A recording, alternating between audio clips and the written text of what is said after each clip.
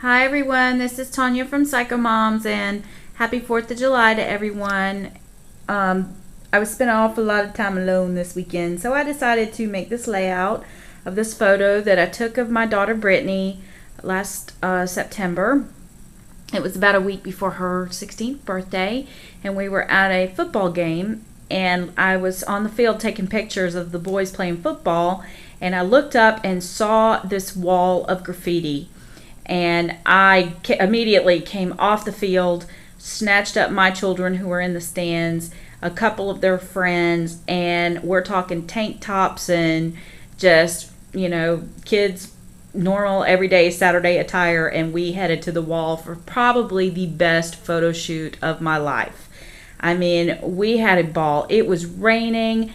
The boys took their shirts off and sat in front of the walls, and we're talking teenage boys, so they were cute. And I can't say enough about how much fun that day really was, and it was completely unexpected, and the photos were just something to cherish. But this was a photo that I took of my daughter, who happened to be wearing her little hat that says tough on the side of it. So the hat kind of inspired the darkness of the layout, but that along with the graffiti. So I decided to go with the Tim Holtz style of the grunge and, kind of trying to keep that blue jean feel with the black. And, I just wanted this to be almost the same as the wall we were standing in front of without all of the hoopla. I'm not much on duplicating graffiti, so I had to do it my own way. So to give you a little walkthrough of the layout, the photograph, like I said, I took it, and I'm going to zoom in a little bit. Pardon the camera shake because I'm having to hold it so I can move in and out, but this is what I would call a hybrid layout, because I went into Photoshop and the photo would be beautiful just by itself. It has a grunge border around it. I added I used a brush and Photoshop and added these painted black leaves all around the outside of the photograph. So I wanted to keep with that same style. It sort of inspired the layout that we see in the back. And just to kind of give you an idea, the back is painted with a royal blue paint on a 12 by 12 canvas. And then I spritzed over the top of it before the paint could dry with the gold glimmer. Now what that did was it splotched up. You can see some white spots in the some of that's the glare, but you can see some white spots in the canvas, and that is where the water hit and just kind of made the paint just spread. It's the famous Donna Downey splatter, and what does she call it? Drippage. So I have a lot of that going on, and then I just hit it really hard in some places with the heat gun and made that gold just puddle in sections. So that's kind of some of that shine that you're seeing here behind the eye and Brit. I went ahead and took the swirls that I had from Photoshop, and I tried to freehand duplicate that into the background border of the canvas itself. Realizing that although I'm a great graphic designer on the computer, I have a really hard time with my hand coordination. So it's completely free-handed. So I knew I was going to be covering the majority of it back up again with three-dimensional elements, so I didn't pay too much attention. I just wanted to make sure that the swirls were all going in the same direction as they were on the photos, and it duplicated that leafy black look. And again, the blue pulls in the blue from the photo. Now, the mat that I chose to mat this photograph in, we were sitting, the place that was graffitied up was an old warehouse that was abandoned. So we decided, a lot of the walls had the tin that was the ruffled tin.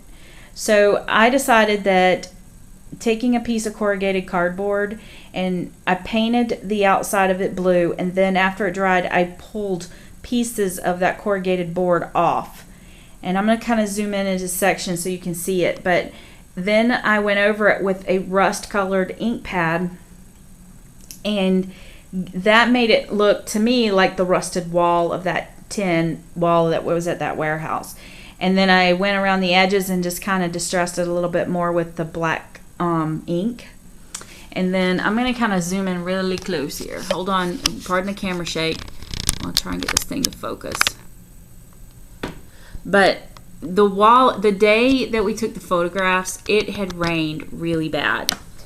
So we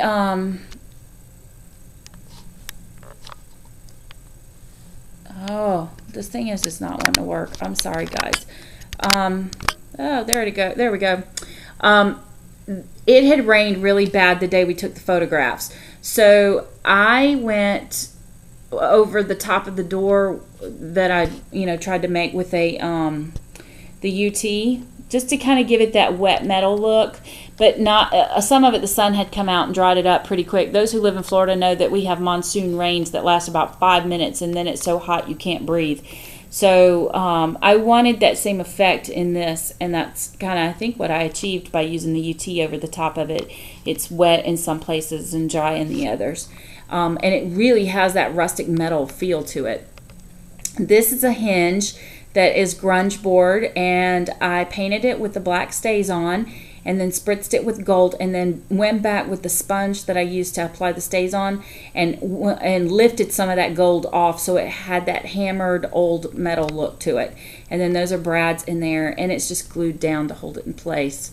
But I really wanted this to look more like a door than a wall that it was sitting on. And of course there's two of those. And then after I got it all right, set like I wanted to, I don't know if you can see it or not, but I went over each one of the hinges with a crackled paint so that it cracked up. I have never been super successful with the crackle paint, so I'm probably doing something wrong, but you can see it a little bit. I think maybe I'm not being generous enough with the crackle medium. I don't know. Anyway, so then these were leftover chipboard letters from a project, gone by kind of thing. But let me pull this back out again. And they were purple, and that's just not going to work for this. So I painted it with StazOn, and then put some black glitter on them so they were shiny. And all of the roses that you see here were recycled. They are aluminum cans, drink cans, that I cut with the Tattered Rose die cut from Tim Holtz, since this is a Tim Holtz tribute.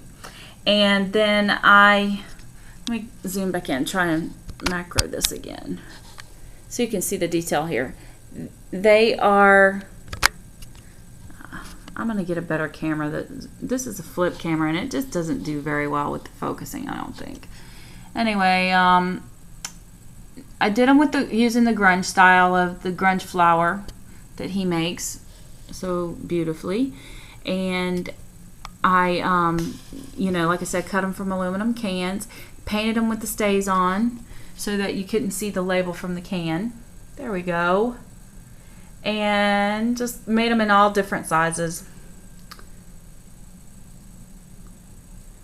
There's some tiny ones, there's some big ones, or medium. Then I have this little tag here.